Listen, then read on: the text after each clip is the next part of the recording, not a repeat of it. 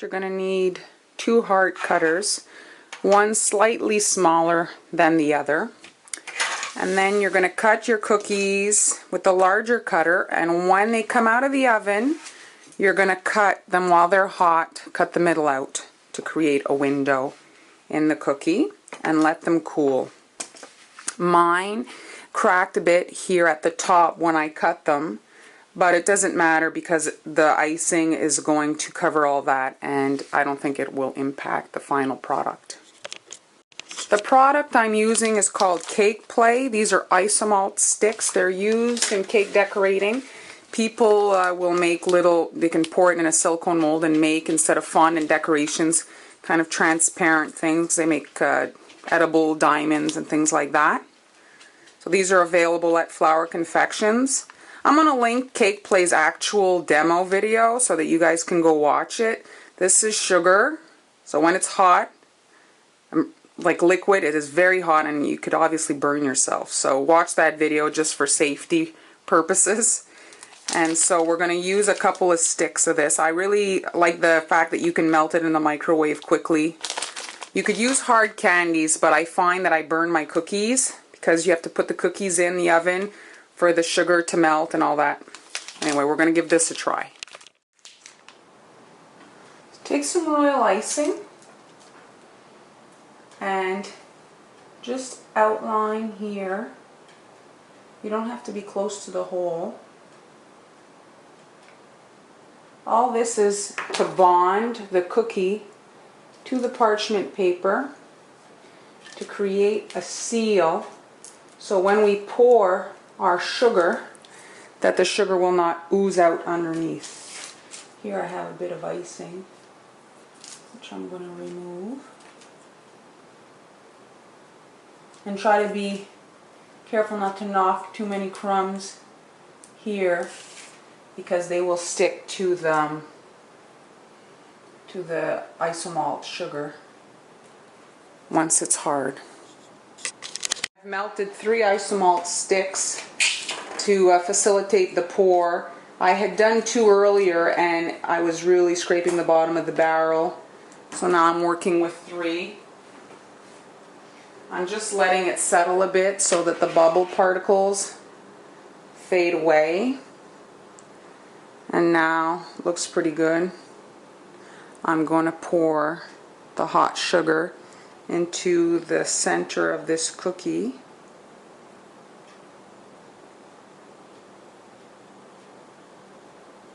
And let gravity do its work.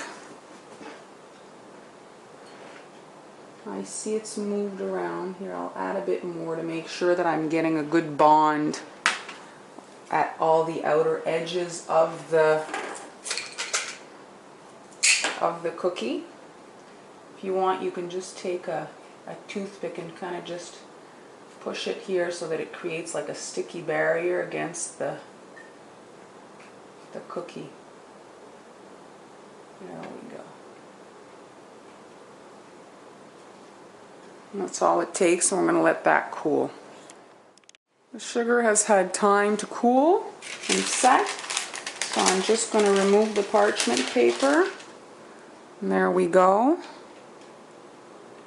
And now with a knife or whatever you want to use, you can just remove here the excess royal icing that was on, simply to seal so that the sugar wouldn't come out, ooze out from the parchment paper. That's not necessary for the decoration, so you might just want to scrape off the excess. Comes off very easily. And there we go. We'll be able to decorate our cookie. I drew up a design that I wanted to put on my cookie, and it really is not working well with my copy cake, the projector, because it's a transparent surface. I can't see it. So now I've printed it, and I'm placing it behind the sugar, the window, and now I'll be able to see it perfectly, and it'll facilitate piping. And those of you who don't have a copy cake will have no problem making this cookie if you decide to. Alright, I'm gonna pipe from this side. So just some swirls. I'm gonna have the template on my blog if any of you want to use it.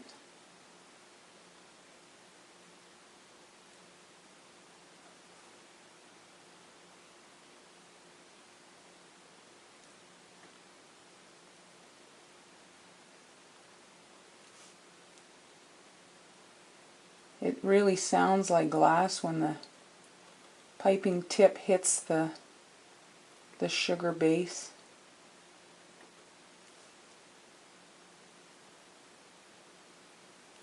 I don't know how fragile they are, but they look kind of cool.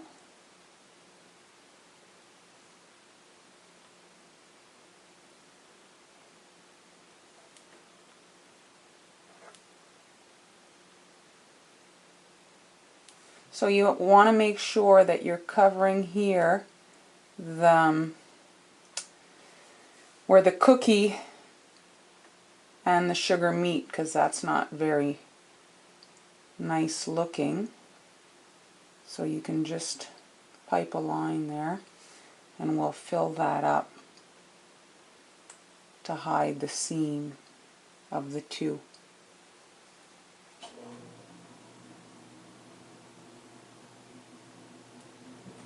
There we go.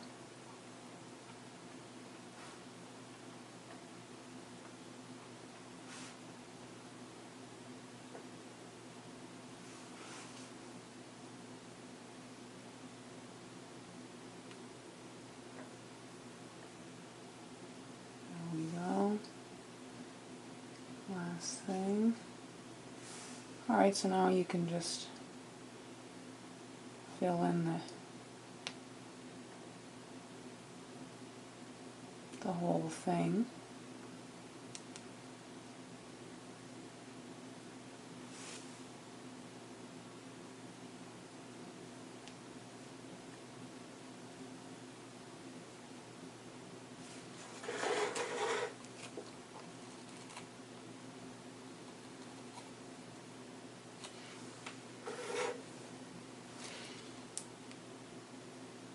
And once this is dry, I'm going to be painting it with gold luster dust.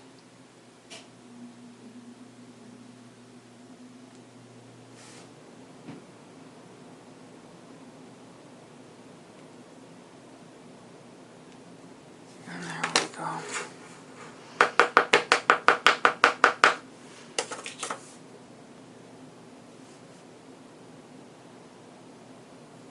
Just with a toothpick. It's because I'm working in one consistency, and to get the scroll stuff looking nice, you can't have super runny icing. It just doesn't hold. It looks like just a runny mess. So you're going to have to make do with this thicker icing.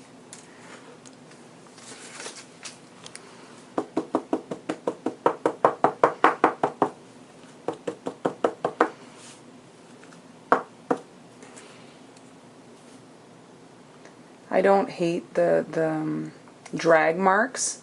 Kind of looks like metal, you know. But it's healing nicely.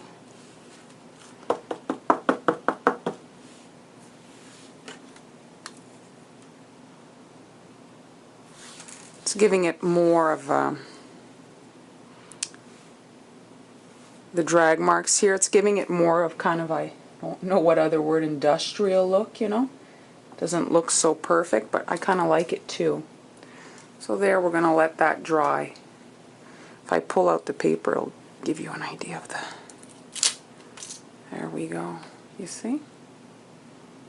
It's kind of cool. We're going to need a second heart with a cutout. And now just add some icing to glue the two pieces together. And this gold color is perfect because it's actually pretty close to the actual cookie color, and so if it seeps through, it won't show so much.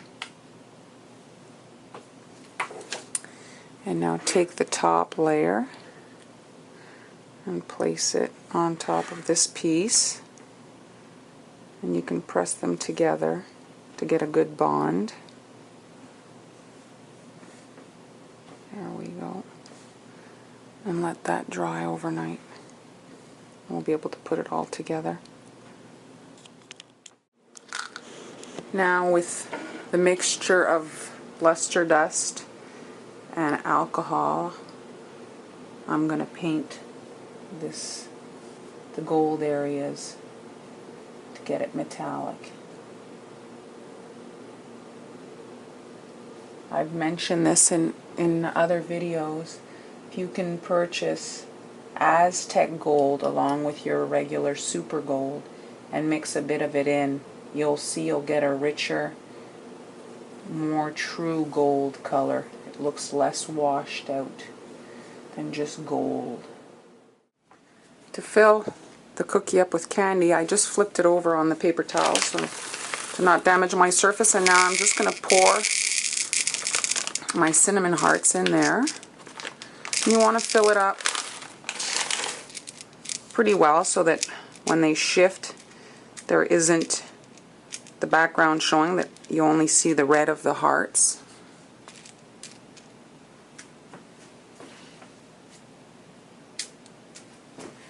And now you're going to want to glue the back onto this. So add a bead of icing.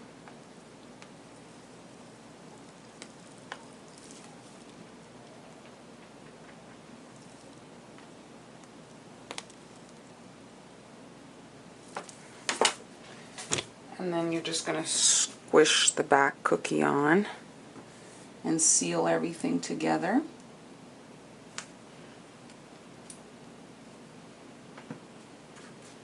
There we go.